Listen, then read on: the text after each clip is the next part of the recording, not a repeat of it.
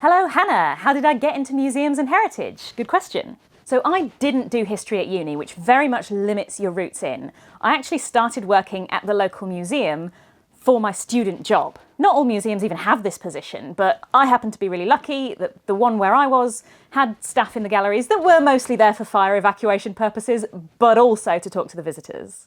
So do check before you start applying to places. Most museums, even if they offer tours, will not pay people for doing it. The British Museum, for example, their tours are all run by volunteers. And that's because free tours cost a lot of money to develop. They can't control what you actually say in front of the guests, and they don't bring in much money. Even museums that do have free tours for the guests might only have them once a day or just at weekends. A lot of museums only have staff on the floor in the shop, and if I'd been doing that, I wouldn't have been able to hang out around the objects as much, and I would not have had as much practice talking to visitors about the history. If you are looking for a place that will let you do this, I very much recommend The Globe, which to me seems to have the best in-house tour guides in London.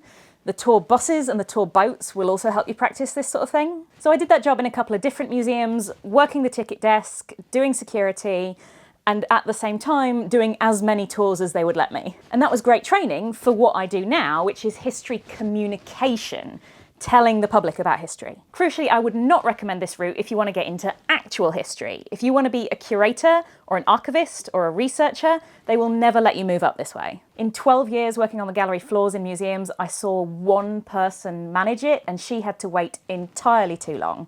What this route does teach you is things like, what do ordinary people already know about history? What are they interested in? What do they find funny?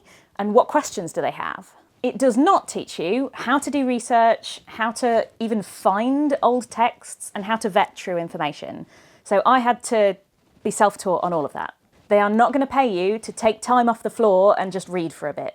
And this is a massive misconception people have about museums, but curators, by and large, will not deign to come down onto the museum floor and speak to the gallery staff.